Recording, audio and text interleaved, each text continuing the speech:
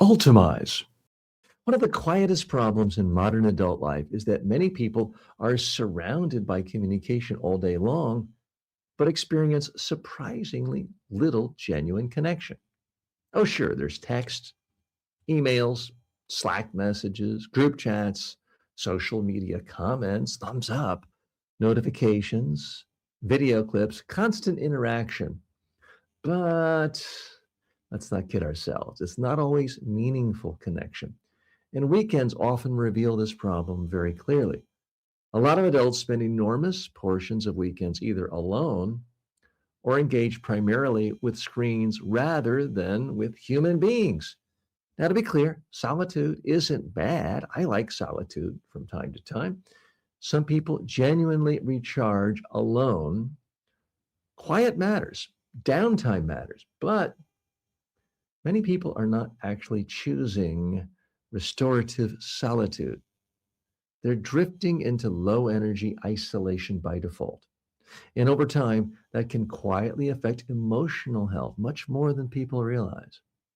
One thing I've noticed personally is that weekends feel dramatically different depending on whether they contain real world human interaction, not just digital interaction. And look, I love the digital world. I make my living in the digital world. I'm on every platform, but it's not enough.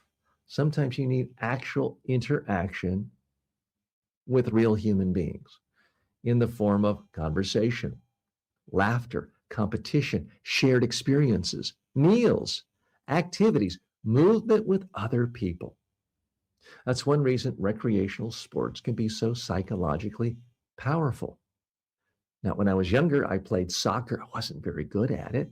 I played basketball. Now I've moved into other sports, as we've talked about.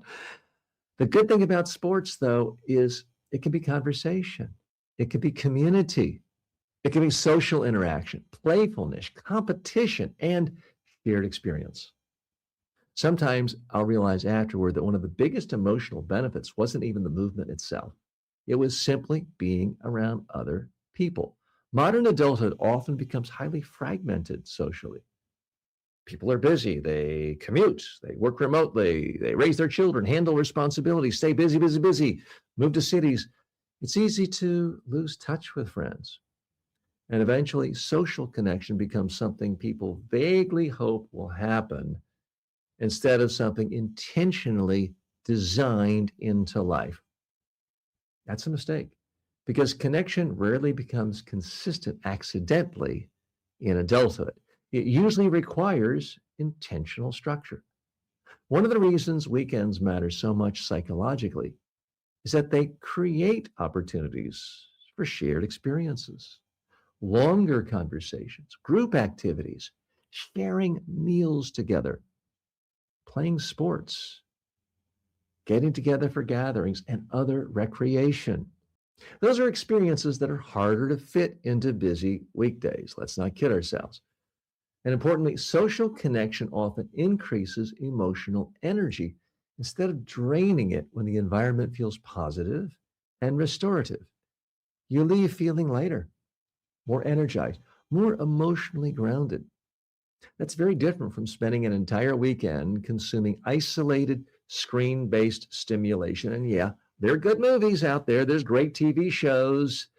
I like Mad Men and Breaking Bad and all that stuff too, but it's not enough. Again, this doesn't mean every weekend needs to become socially exhausting. You don't need to do 17 brunches, 3 birthday parties, and a mandatory networking mixer by Sunday afternoon.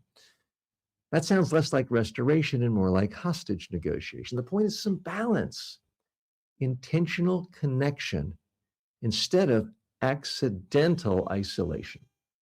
Because one of the easiest ways for adults to slow, note to editor, redo. Because one of the easiest ways for adults to slowly lose emotional richness in life is to unintentionally structure weekends around screens, errands, and passive distraction, while gradually removing shared human experiences from the center of life altogether.